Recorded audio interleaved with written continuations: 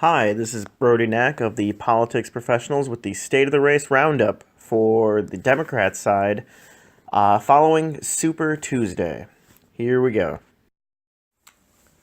So, we predicted 2 days ago that Hillary Clinton would probably romp to yesterday, and she completely did. I would call winning 7 states a resounding victory. And what's important to remember is that the Democrats do not have any winner take all states like the Republicans. So all of these states that are going to be going down this contest are all proportionally allocated. Now, winning a state doesn't mean as much, you would think then. But what's important about the victories that happened last night for Clinton was she won the states with gigantic margins, even larger in some places than she did in South Carolina. And she continued to dominate with the black vote and the white vote in southern states. So I think Alabama is a good example where she got 80 something percent, and when you when you distribute delegates proportionally, it's almost as if at that point that it was a winner take all state. It might as well have been. Clinton is dominating in the delegate count right now. Her total delegates, when you count up pledged and uncommitted delegates, which are these, so-called super delegates that are kind of party leaders that are allowed to vote whoever they want. She has a total of 1,052 delegates. And Bernie Sanders has 427, including his super delegates. You need 2,383 to reach the nomination, and, she's well on her way. Only 15 states have voted. It's important to remember that. So Bernie Sanders won a surprising amount of states, personally, for us here. I was expecting Vermont and maybe Colorado, Massachusetts, or Minnesota. Or no, actually, Oklahoma.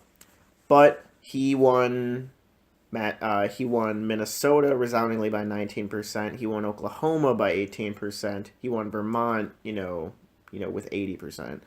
And he won, I forget what the other state is, but it was a surprise. He cleaned up and got 4 states for himself. And that's, worth commendation. As far as the delegates that were distributed last night, he still got 300 or so, compared to Clinton's 497, I believe it was. So, he's doing good for himself.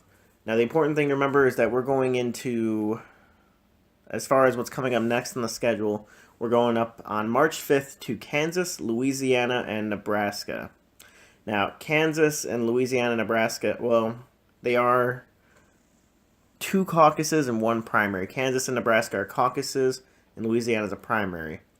It's looking like Clinton is going to have the same kind of southern state advantage in Kansas and Louisiana that she enjoyed, especially in Louisiana with a strong, black population that she supposedly has locked down as elsewhere in the country, and it has the biggest delegate count.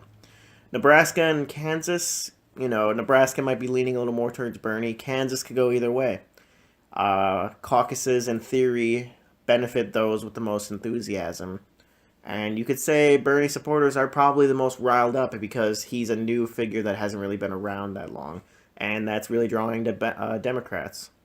After that, we got Maine, Michigan, and Mississippi.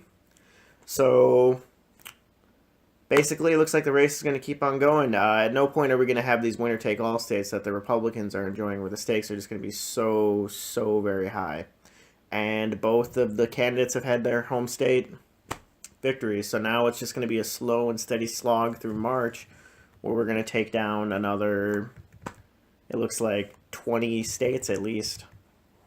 So we'll be putting up a prediction before each major contest. Hopefully we'll put one up on, tomorrow for predictions for Kansas, Louisiana, Nebraska, Maine, and that should be it. So be sure to check in then for that.